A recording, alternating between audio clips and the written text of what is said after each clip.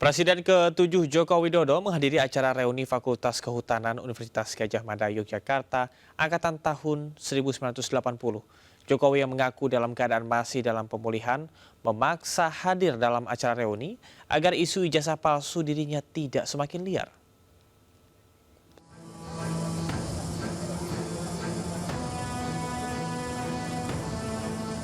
Didampingi istrinya, Iriana, Jokowi hadir dalam acara reuni Fakultas Kehutanan Universitas Gadjah Mada angkatan tahun 1980 di kampus UGM Yogyakarta Sabtu pagi. Kedatangan Jokowi disambut sejumlah panitia dan rekan satu angkatannya. Jokowi yang mengaku dalam keadaan masih dalam pemulihan memaksa hadir dalam acara reuni agar isu ijazah palsu dirinya tidak semakin liar. Bayangkan kalau saya nggak datang, nah mereka semuanya 67 orang ngumpul semuanya, Jokowi di mana? Rame lagi nanti. Iya kan? Nah, pasti rame, jadi udah saya sampaikan ke Pak Presiden. Saya datang, insya Allah saya datang, saya hadir. Ya, kita angkatannya Pak Jokowi. Jadi ini betul-betul niat kami itu mempererat silaturahmi dan kita bersyukur di usia-usia ini semua dalam kondisi sehat. Mudah-mudahan hidup kita bermanfaat. Intinya itu. Dalam momen ini, para alumni secara bergantian meminta foto kepada Jokowi yang jauh-jauh hadir dari Solo, Jawa Tengah.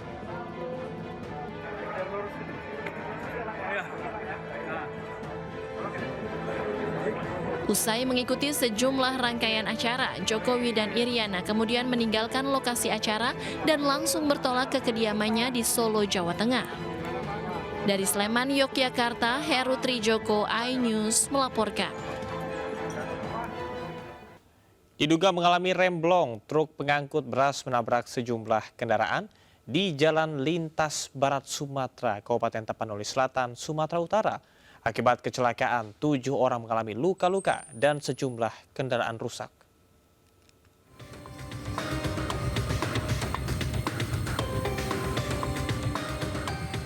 Sebuah truk bermuatan beras seberat 30 ton menabrak sejumlah kendaraan di Jalan Lintas Barat Sumatera, Kecamatan Angkola Barat, Tapanuli Selatan. Beberapa orang korban tergeletak di jalan, 1 orang terhimpit di kabin truk. Kecelakaan bermula saat truk bermuatan beras melintas dari arah kota Padang Sidimpuan menuju Sibolga, Tapanuli Tengah untuk mengantar beras seberat 30 ton. Saat melewati jalan menurun, truk diduga mengalami remblong dan menabrak satu minibus di depannya. Lalu truk menabrak pickup yang membawa sejumlah orang yang terparkir di pinggir jalan. Akibatnya 7 penumpang pickup terluka. Setelah itu truk menabrak pembatas jembatan hingga akhirnya terbalik dan menutup sebagian ruas jalan. Tronton Hino ya, yang diduga remblong menabrak mobil Avanza ya, yang datang dari arah bersamaan, sehingga mobil Avanza terhimpit menimpa rumah warga, kemudian truk Hino terguling menyerempet mobil pickup yang berada di depannya. Akibat kecelakaan, beberapa kendaraan dan satu rumah warga alami kerusakan. Dari Tapanuli Selatan, Sumatera Utara, Indra Mulia Siagian, iNews melaporkan. Polisi menggelar razia tempat yang dijadikan lokasi prostitusi di kawasan Priuk, Kota Tangerang. Dalam razia ini, 4 wanita penghibur diamankan oleh petugas.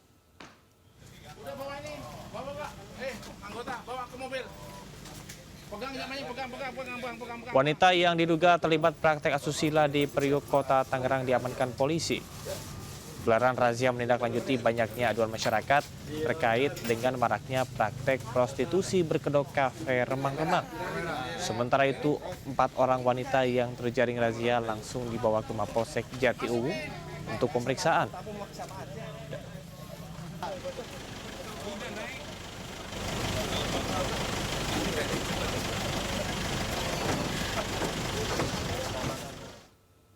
Rutan kelas 1 Bandung berhasil menggagalkan upaya penyeludupan barang terlarang narkoba. Upaya penyeludupan dilakukan oleh seorang pengunjung yang hendak membesuk warga binaan.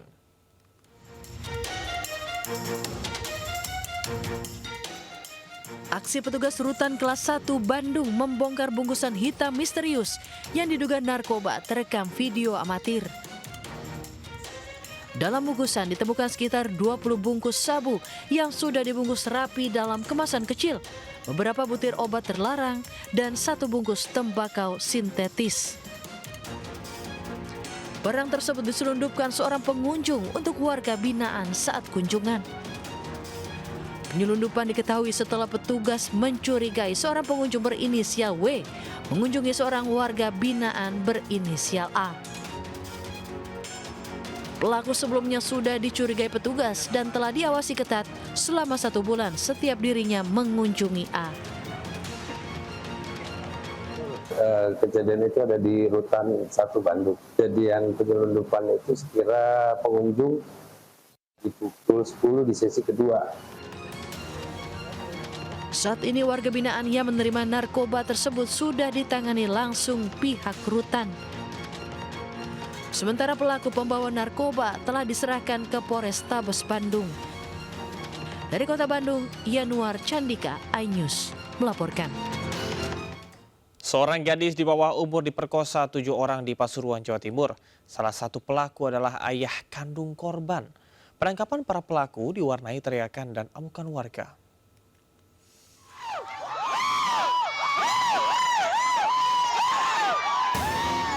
Warga Tutur Pasuruan meneriaki 7 pemerkosa yang ditangkap polisi. Warga bahkan mengumpat para pelaku.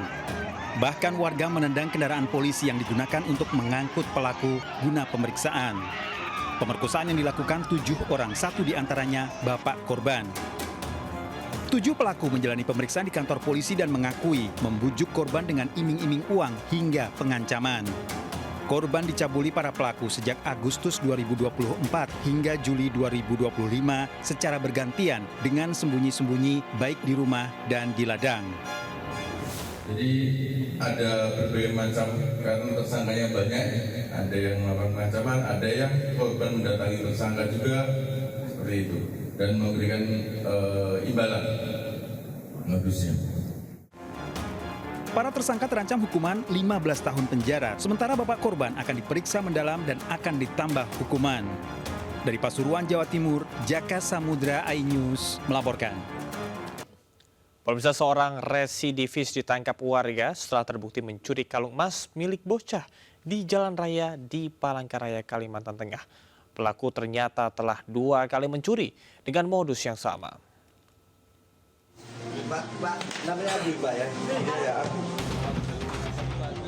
Pria ini diamankan warga di pos Polantas setelah kedapatan mencuri kalung emas milik seorang bocah perempuan berusia 3 tahun di Jalan Yosudarso, Palangkaraya.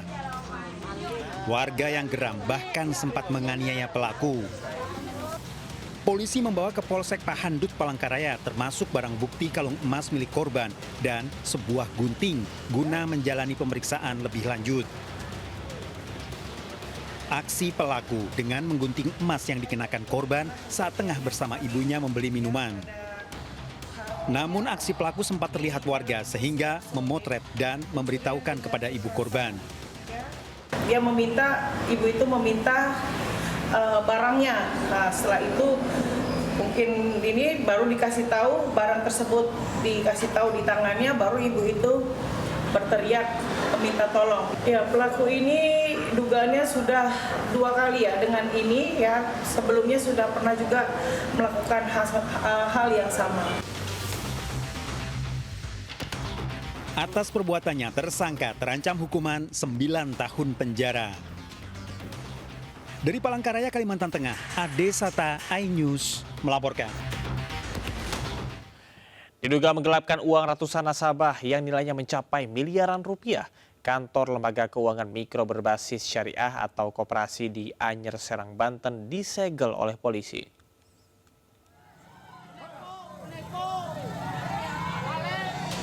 Ratusan warga yang merupakan nasabah turut mengawal penyegelan kantor lembaga keuangan mikro berbasis yang dilakukan petugas kepolisian dari Ditreskrimum Polda Banten. Sejumlah nasabah sempat emosi saat para pegawai keluar dari kantor koperasi yang terletak di Anyer, Serang. Penyegelan ini merupakan tindak lanjut dari laporan atas dugaan penggelapan uang milik ratusan nasabah senilai lebih dari 9,1 miliar rupiah yang disimpan dalam bentuk deposito dan tidak bisa dicairkan saat akan diambil oleh nasabah. Sebelumnya, nasabah diiming-imingi mendapat keuntungan 1% per bulan dari uang yang didepositokan. Namun kenyataannya nasabah tidak bisa mencairkan uangnya. Jadi masyarakat di bulan keberapa tiba-tiba mandek untuk mengambil uang itu susah. Bahkan nabungnya itu ada yang sampai ratusan juta, Pak. Ada yang 500 juta, bahkan ada yang 1 miliar lebih. Para nasabah yang menjadi korban berharap keadilan harus ditegakkan dan mendapatkan kembali hak-haknya. Dari Serang, Banten, Mahesa Apriandi melaporkan. Pemirsa, berhati-hatilah saat membeli oli kendaraan di sembarang tempat. Polisi berhasil membongkar sindikat pemalsuan oli di Kembangan, Jakarta Barat. Kawanan sindikat telah beroperasi sejak 5 tahun lalu dengan keuntungan mencapai miliaran rupiah.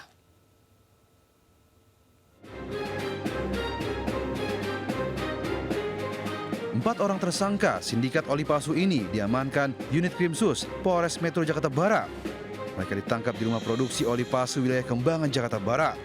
Sejumlah barang bukti label dan oli bekas serta mesin pembuat botol turut diamankan. Sindikat pemalsu oli mesin kendaraan sepeda motor dan mobil ini beroperasi sejak 5 tahun lalu dengan keuntungan mencapai lebih dari 3 miliar rupiah. Mereka meracik oli palsu ini menggunakan oli bekas yang dicampur parafin lalu dikemas menggunakan merek ternama. Para pelaku melakukan produksi dan perdagangan produk oli mobil dengan bahan oli bekas yang sudah dilakukan penyaringan secara manual maupun secara elektronik, kemudian dicampur dengan cairan parafin. Kemudian dimasukkan ke dalam wadah kemasan oli yang diberi merek. Keempat tersangka dijerat pasal berlapis dengan hukuman lebih dari 10 tahun penjara dan denda hingga miliaran rupiah. Dari Jakarta, Miftahul Ghani melaporkan. Tempat perakitan ponsel ilegal digerebek polisi di Ruko Green Court, Cengkareng, Jakarta Barat. Dalam seminggu, para pelaku merakit 5.000 ponsel dengan merekondisi perangkat rusak menggunakan suku cadang dari Cina.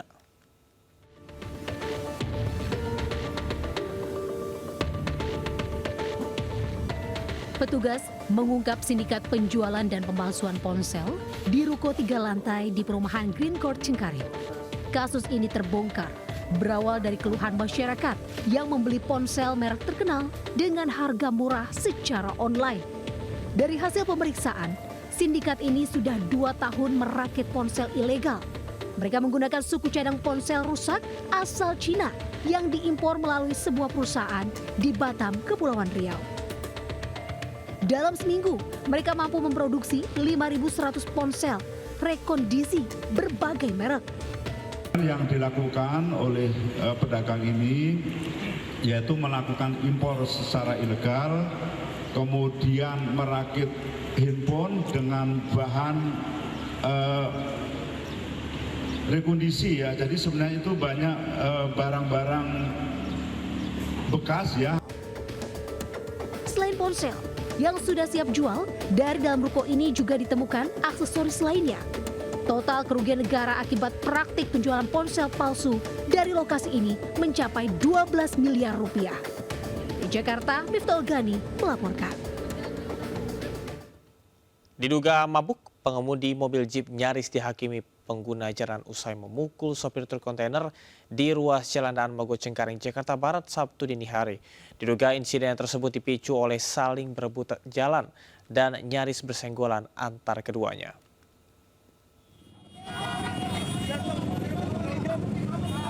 Hiruk-pikuk terjadi saat pengguna jalan menghadang mobil Jeep di Jalan Daan Mogot Cengkareng. Pengemudi mobil ini berusaha kabur usai memukul sopir truk kontainer.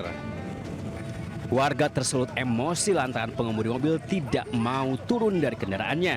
Sejumlah pengguna jalan nyaris menghakimi pengemudi mobil Jeep. Insiden ini berawal saat mobil Jeep dan truk kontainer melaju dari arah berlawanan, saling berebut jalan hingga nyaris bersenggolan. Pengemudi mobil Jeep yang diduga dalam pengaruh miras memukul sopir truk kontainer. Guna menghindari amuk massa, pengemudi mobil Jeep diamankan ke kantor polisi terdekat.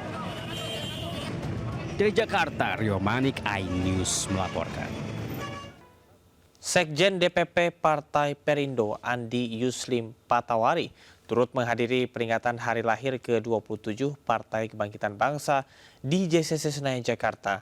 Kehadiran Partai Perindo di hari lahir PKB ini sebagai bentuk silaturahmi dan juga kerjasama politik serta memperkokoh fondasi demokrasi Indonesia. Presiden Republik Indonesia Prabowo Subianto dan Wakil Presiden Gibran Rakabuming Raka serta para ketua umum partai politik serta sejumlah tokoh nasional turut menghadiri puncak peringatan hari lahir ke-27 PKB di JCC Senayan, Jakarta. Di usianya yang ke-27 tahun, PKB bertekad untuk mengawal seluruh kebijakan Presiden Prabowo dalam menyukseskan pembangunan nasional. Tugas kita bersama adalah mengamankan, mengembalikan, mengelola kekayaan alam itu, kekayaan nasional itu untuk sebesar-besarnya kemakmuran rakyat. Berkomitmen untuk terus bekerja bagi kepentingan rakyat banyak, berkomitmen dan akan sungguh-sungguh menjalankan roda perjuangan politik demokrasi ini menghasilkan yang lebih produktif. Sementara itu, Ketua Umum DPP Partai Perindo Angela Tano Sudibyo juga turut memberikan selamat melalui PLT Sekjen DPP Partai Perindo Andi Yuslim Patawari. Mewakili Ketua Umum Mbak Angela, tadi beliau menyampaikan salam kepada PKB. Tentu sebagai partai kita datang menyambung silaturahmi dan kerjasama politik. Tadi Pak Presiden Republik Indonesia yang sangat luar biasa, pesannya sangat jelas bahwa saat ini Indonesia perlu berdiri di kaki sendiri. Dan tentu dari Partai Perindo punya sikap yang sama dengan PKB bahwa kita konsisten mendukung pemerintahan Presiden Prabowo. Kehadiran partai yang dikenal Partai Kita di Harlah ke-27 PKB menjadi bentuk silaturahmi dan komitmen dalam memperjuangkan aspirasi rakyat, menjaga nilai kebangsaan, serta memperkokoh fondasi demokrasi Indonesia. Tim Liputan iNews melaporkan. Pemirsa, memiliki hewan peliharaan seperti anabul atau anak bulu menjadi alternatif menghilangkan kepenatan aktivitas sehari-hari. Namun hewan kesayangan kita juga harus memiliki asupan gizi yang baik dengan mengonsumsi produk makanan yang mengedepankan protein tinggi.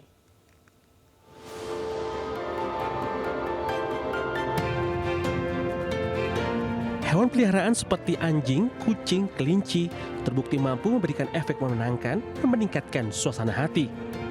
Sentuhan fisik seperti membelai bulu hewan dinilai mampu melepaskan hormon oksitosin atau hormon cinta, serta menurunkan kadar kortisol atau stres dalam tubuh. Selain kita senang, kesehatan hewan juga harus tetap terjaga. Bertempat di sebuah hotel kenamaan di Jakarta Pusat, produsen makanan hewan ternama asal Cina, Bridge Pet Care sebagai pemilik brand Nature Bridge dan Kitchen Flavor meluncurkan 3 seri terbaru makanan hewan anak bulu anabul, yakni Nature Bridge Vera Series, Kitchen Flavor High Meat Series, dan Kitchen Flavor Special Care Series. Inovasi produk terbaru ini selaras dengan perkembangan global makanan hewan yang mengedepankan produk tinggi protein, kaya kandungan, serta dilengkapi teknologi freeze dry atau daging asli yang dikeringkan lewat suhu dingin. Tak hanya kualitas produk yang unggul, harganya pun sangat kompetitif. We will bring a global trend to Indonesian market. That we think cats and dog are meat eaters, so they deserve the products with better ingredients like humans. Jadi kami telah membuktikan bahwa produk pet food dari China dari secara nutrisi maupun palatabilitas tidak kalah dengan produk-produk baik dari Eropa maupun dari Amerika. Tak hanya menyediakan beragam makanan sehat untuk pertumbuhan dan keindahan bulu, Nature Bridge juga memiliki produk penangani beragam penyakit anjing dan kucing, termasuk pengobatan untuk meningkatkan daya tahan tubuh dan kesehatan kulit hewan. Di Jakarta, Stephen Patinama, Jimmy Jasin, iNews melaporkan. Pemirsa, konflik di perbatasan Thailand dan Kamboja kian memanas. Bentrokan kedua negara memaksa sekolah-sekolah di wilayah terdampak untuk mengevakuasi para siswa.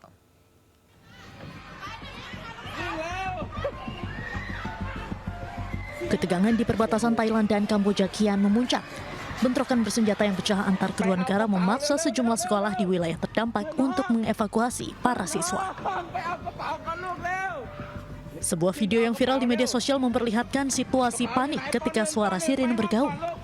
Anak-anak sekolah pun nampak berlarian untuk dievakuasi ke tempat yang lebih aman. Video tersebut menunjukkan suasana genting yang dialami warga sipil di wilayah terdampak konflik, terutama anak-anak. Sebagai langkah antisipasi, beberapa sekolah terpaksa ditutup sementara. Para siswa dipindahkan ke tempat penampungan darurat untuk menjamin keselamatan mereka dari potensi bahaya yang lebih besar. Sementara itu, menanggapi eskalasi konflik yang tengah terjadi, pemerintah Thailand saat ini memperluas zona evakuasi dan mengerahkan bantuan logistik ke wilayah yang terkena dampak langsung dari konflik.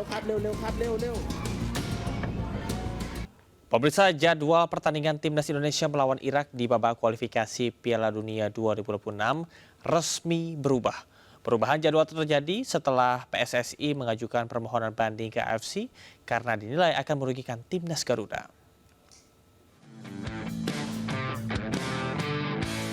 Jadwal pertandingan timnas Indonesia menghadapi Irak di babak kualifikasi Piala Dunia 2026 resmi berubah setelah ada permohonan dari PSSI ke Konfederasi Sepak Bola Asia atau AFC. Kepastian itu disampaikan Ketua Umum PSSI Erick Thohir usai mengajukan banding kepada AFC lantaran jadwal awal disebut akan merugikan skuad Garuda.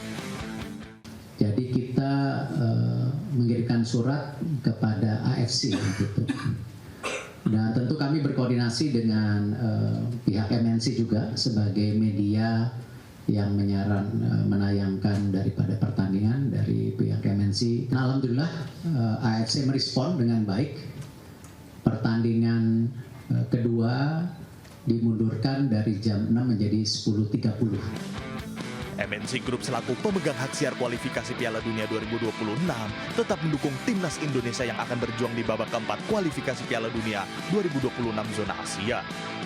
MNC adalah broadcaster ya, kita punya rights sampai 2028 dan kami akan selalu tentunya mengikuti keputusan dari AFC dan juga penyelenggara terkait dengan jadwal kick-off tentunya untuk mendukung kelancaran pertandingan tadi dan tentunya untuk mensupport timnas.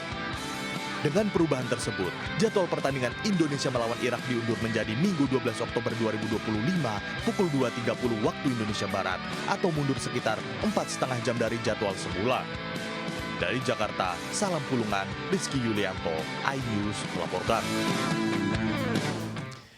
Kita ke informasi yang menginspirasi pemirsa bagi Anda yang berlibur di Kota Semarang.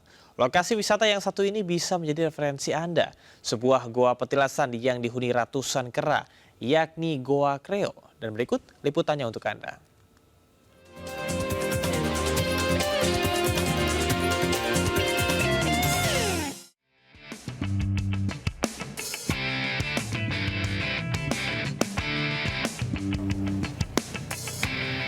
Jika bicara soal Kota Semarang, tidak lengkap rasanya jika Anda belum berkunjung ke Goa Kreo. Tempat yang satu ini memiliki kisah sejarah yang menarik. Dan seperti apa kisah yang ada di dalamnya? Ikuti perjalanan saya. Terletak sekitar 13 km dari pusat Kota Semarang, Goa Kreo menjadi salah satu destinasi favorit wisatawan. Lokasinya berada di area perbukitan Gunung Kincing, Dukuh Talun, Semarang, Jawa Tengah. Begitu memasuki tempat ini, pengunjung akan disambut dengan monyet-monyet yang berkeliaran di sekitarnya. Wah, ternyata di sini kita bisa berinteraksi dengan monyet-monyet yang ada di Goa Kreo. Kabarnya ada 800 monyet ada di sini. Dan ternyata mereka cukup jinak dan kita bisa memberi makan pisang untuk monyet-monyet yang ada di sini. Saat berjalan menuju goa, pengunjung akan dimanjakan dengan pemandangan indah dari Waduk Jati Barang. Pengunjung juga akan melewati puluhan anak tangga serta sebuah jembatan. Goa Kreo ini terletak di area hutan seluas 5 hektar dan cukup rindang. Konon, Goa Kreo merupakan tempat pertapaan Sunan Kalijaga dan tempat tersebut dijaga oleh ratusan monyet. Dahulu, monyet-monyet tersebut membantu Sunan Kalijaga untuk mendirikan Masjid Demak dan menyiarkan agama Islam di Jawa. Yang pertama pasti keranya ya. Keranya banyak, tapi juga pemandangan alamnya juga banyak bagus. Kemudian juga ada danau. Danaunya itu waduk Jati Barang. Di sini banyak sekali view-view atau pemandangan yang memang cukup menarik dalam rangka untuk swafoto, kemudian juga untuk wisata bersama keluarga. Soalnya aku kan punya anak nih, anak aku belum pernah lihat monyet secara dekat gitu. Seringnya paling di kebun binatang gitu kan nggak bisa interaksi secara langsung. Kalau di sini dia bisa interaksi secara langsung, terus bisa kasih makan juga gitu.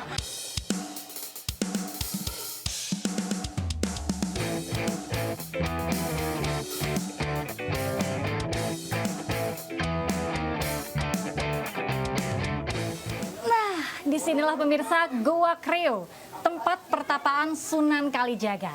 Dahulu awalnya Sunan Kalijaga akan membangun Masjid Demak dan ceritanya dibantu oleh para kera-kera yang ada di sini. Namun ketika Sunan Kalijaga ingin kembali ke Demak, ternyata kera-kera ini dilarang untuk ikut dan dipercaya oleh Sunan Kalijaga untuk menjaga kawasan ini. Jadi bagaimana? Apakah Anda tertarik untuk berwisata di Goa Kreo? Dari Semarang, Jawa Tengah, Galuh Pandu, Raga Firdaus, iNews melaporkan.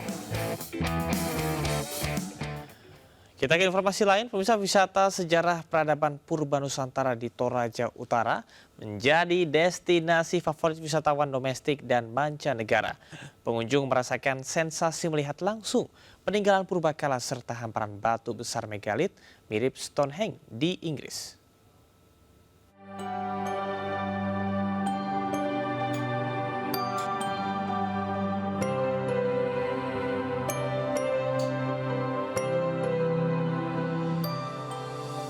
Menikmati wisata sejarah peradaban purba memiliki sensasi tersendiri. Seperti situs purbakala megalit Bori Kalimbuang di kawasan Geopark Toraja Utara, kini menjadi destinasi favorit wisatawan domestik hingga mancanegara. Menyerupai Stonehenge di Inggris, hamparan bebatuan besar nan menjulang tinggi, diperkirakan berusia ratusan bahkan ribuan tahun dalam kompleks megalit dengan pemandangan alam memukau para pengunjung. Bersuah foto di sela-sela batu yang saling berdekatan, hal yang tak boleh terlupakan karena sangat ikonik dan instagramable. Banyak batu-batu megalit yang bagus-bagus dan unik-unik di sini. Bisa foto-foto, bagus juga kalau foto di sini. Di sini batunya menceritakan tentang budaya Toraja zaman dahulu. Deretan rumah tradisional Tongkonan berusia ratusan tahun, serta lumbung alang dan makam para bangsawan menjadi daya tariknya. Tak sekedar wisata, pengunjung dapat belajar sejarah kehidupan masyarakat zaman dulu. Gandengan tangan akan memberi dampak positif untuk masyarakat setempat dalam hal ekonomi, peningkatan kunjungan wisata juga, dan juga untuk pelestarian alam. Keragaman batuan, keragaman flora, fauna, dan juga budaya ini satu kesatuan yang potensi besar bagi Toraja Utara. Berwisata sambil mempelajari kearifan sejarah budaya pastinya seru dan mengasyikan, karena dapat melihat kekayaan sejarah Nusantara yang masih bertahan. Dari Toraja Utara, Sulawesi Selatan, Jufri Tonapa, iNews melaporkan.